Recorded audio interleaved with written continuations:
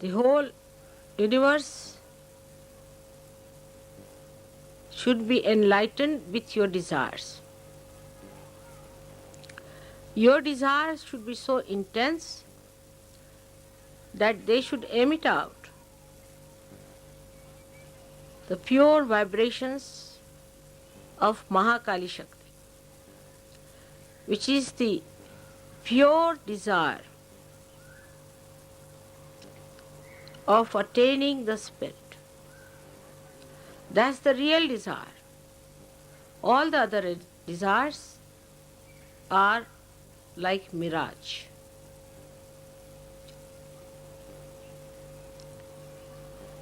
You are the people who are chosen by God.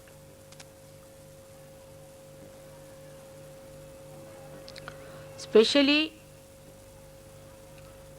first to express your desire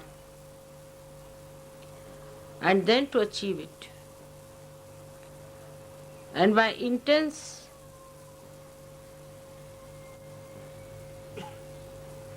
desire of purity, you have to purify the whole world. Not only the seekers, but even those who are not seekers.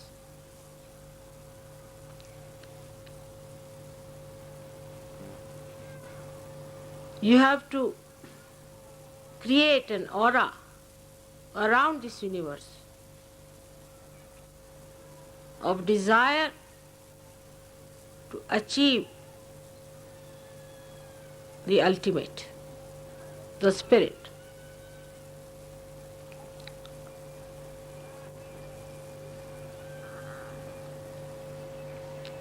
Without desire, this universe would not have been created.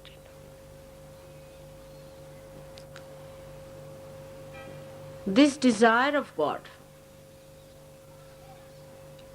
is the one that is the Holy Ghost, is this all-pervading power, is the Kundalini within you.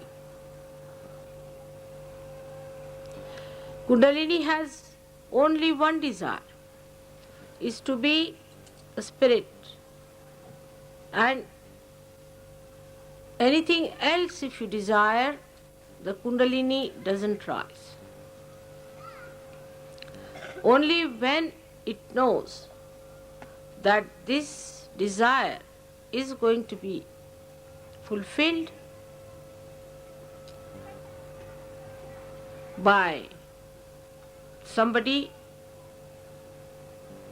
who is facing the seeker, it is awakened. If you do not have the desire, no one can force you. For your ascent, it is important first of all to have no desires, to create desire in your kith and kin. This is the first principle of establishment of Mahakali power. But you try to purify your desires away from the worldly problems that are facing you. So you expand it more, then you start thinking, Mother, what about the problem of our country?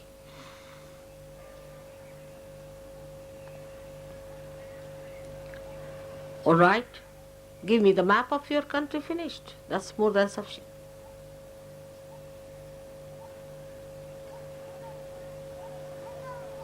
Then purify yourself. The desire that you have, you leave it. And once you are purified, that area will be covered through your attention. It's very interesting.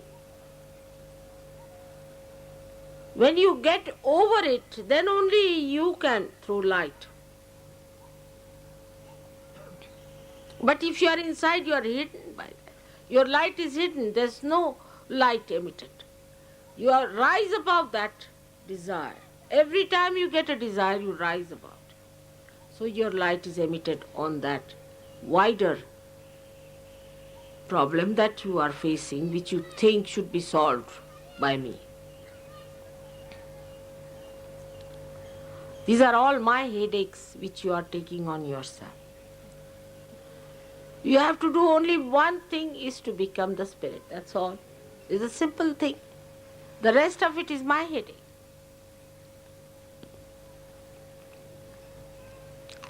Now the problems that should take your desire on the collective should be very different. To substantiate your purity, to be fragrant with your purity, your attention should be on the other side. Now you are not facing me, you are sitting with me facing the whole world. See, the whole attitude will change. The attitude should be, what can I give?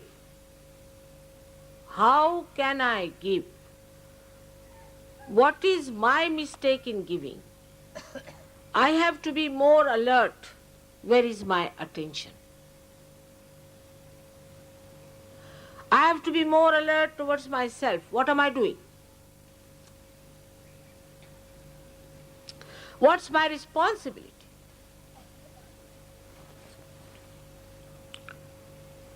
You must desire that you should be pure. You should be pure desire. That means you should be the spirit. That what is your responsibility to yourself? You should desire that your responsibility to yourself should be manifested, should be complete. Every one of you is worth the whole universe.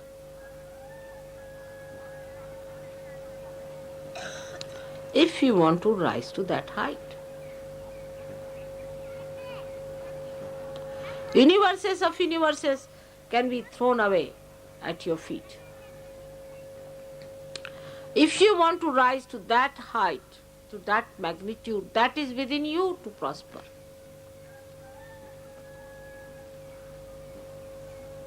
But those people who still want to live on a very low level, that we should keep our attention purely for the sustenance of our pure desire.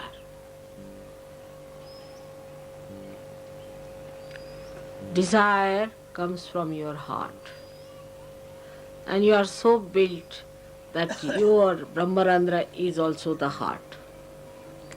If you don't have a clean heart, this won't keep clean. If you see on the Sahaja Yoga style, the sun line is the right side and the moon is the left side. On the moon line, one can desire but cannot act. Apart from that, on the moon line, if you go too far, it can be destructive. Because if you sit in the house doing nothing, and also these days there's unemployment, say for example, no work, then you start thinking too much. And this thinking is just desire, energy working out, no action. And without the action, this energy can become very destructive. That is why we find that people, they say that empty mind or is the devil's workshop. Where people do not act, when the action doesn't take place, then it can be quite destructive. So the balance has to be struck. And the balance is that we should desire and act. So, a balance has to be struck where you have the Sushumna working out. Now the Sushumna Nadi is the one where one would say is the equator. Is not equator, but is the axis of the Mother Earth. The axis of the Mother Earth is the Sushumna, and that has to act. And when it comes to that axis, it is the one that balances. In the same way, in human beings, the axis is the most important. That's the main principle of life we have got, is our axis. We have to stand on our axis. Those who do not stand on their axis, stand more towards the left or towards the right, are capable of complete destruction. Because either they will be destroyed by too much of right side or too much of left side. So our axis has to be properly dealt with. Now those people who do not have a proper axis can have problems of different chakras, of different kind of quality in a person. A person who stretches his axis too much, puts back his head like this, is a person who is very right-sided and creates problem with his ego. And the one who absolutely bends down, like a slavish person, also is a person who goes towards his destructiveness. Now there's a big problem between these two types of people, one trying to dominate another, and when they start dominating another person, they actually destroy themselves as well as destroy the ones whom they are dominating. One has to understand that what is the best within a human being is his axis. And everybody has an axis, and one must respect the axis of every person. In Sahaja Yoga, I don't know you by your faces so much. I know you by your chakras, by your Sushumna, what sort of a Sushumna you have. If you have a deep Sushumna, I know you as a deep person. If you have a superficial Sushumna, I know you as a person with a very superficial type of a Sushumna. And even if you make up something by sort of being very nice or good or talking about Sahaja Yoga or knowing too much about Sahaja Yoga and saying things which will baffle normally anyone as if you are masters of Sahaja Yoga, I know how deep you are. So the depth on the axis is more important than anything else. Your axis has to be very deep. Now you will say that, Mother, the axis is the same as it is. So how can it be deep? So in the axis, as you see, is made in human beings, is like a 3.5 coiled paper-like thing. And the inside of it is the Brahmanadi. The Brahmanadi is a very, very small little, we can call a very, very hair-like thing, where only a hair like Kundalini can pass through. But when the person is deep, this Brahmanadi is bigger, and all the rest of them, which are coiled into each other, are smaller. While the people who are not deep, their outside, what you call the foldings, are bigger than the inside small thing. Now such people could be apparently very dynamic, may look very intelligent, may look very smart, may look to be very good looking, or whatever it may be outwardly. But inwardly they are not deep. Inwardly, if they are deep, their whole attitude is beautiful. They are very joy-giving people. They are very joy-giving. And the more, if you meet a person of another kind, he may look joyous, he may try to give you joy, but the joy won't be really that deep. It would be like a joy killing. So it is important for us to make our axis deeper. And that is where we lack the proper assiduity, the proper effort we have to put in. Now some people have automatically very deep axis. And some people have very, very, what should you say, a very constricted type of the axis. This axis has to be grown. Now when you come for my puja and all that, I do expand it, I agree. But it is a temporary thing. To retain it at that point, one has to work at home, in the collective also. One has to work very much at home with meditation. But it should be done seriously. It should not be just a joke, to be frivolous, to be stupid. That's not the way. It should be done very seriously, in the meaning that it is a devoted task you have taken. It's a meditative thing. It's a prayer to God. We can call it, it's a puja to God. It's to be done with that reverence. Because reverence is the key of achievement. If you have no reverence about yourself and no reverence of others, then it cannot be done. But first you must have reverence for your own life. What am I doing with my life? Where am I wasting it? Why should I waste it? Why should I be deep? After all, there must be some purpose of my life. Am I serving my purpose? Am I doing that? All these things, if they pop into your head, then you will understand it's very easy to fight out your ego. Because normally on small, small things people fight. I have seen that in Sahaja Yoga also, people fight on things like, it's so useless, absolutely useless. To me, it sounds stupid to even mention the way people fight over small things and quarrel. But a deep person, even if he doesn't speak much, even if he doesn't show off much, even if he doesn't sit in the front line, he expresses himself through his depth, because I can work out better through that. So to develop this, one must meditate. Important thing is to meditate. Every day, every day, every day.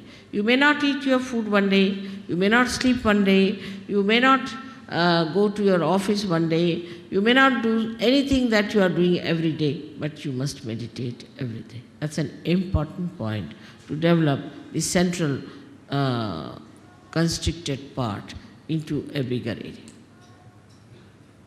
Now, when that happens, that you start developing it, the first thing you will notice about yourself, that you do not care for any comfort. You're not bothered about any material thing. Whatever it is, you are above it. You just don't bother your head. Let it be. You just don't want to put your neck into a thing where you do not belong. You just get out of it and you think that, oh God, this is too much for me. I just don't care for it. So your whole attention now moves inward. When the attention starts moving inward, then it expands more. This is the inner part, which is called as the Brahmanadi, and starts expanding and expanding. This widening comforts you. That's the comforting thing. And that really makes you feel so comfortable in any circumstance, in any position, in any lifestyle. And you do not want to have any other comfort. And this one has to develop through meditative effort. This balance comes through our depth, and that depth has to be improved.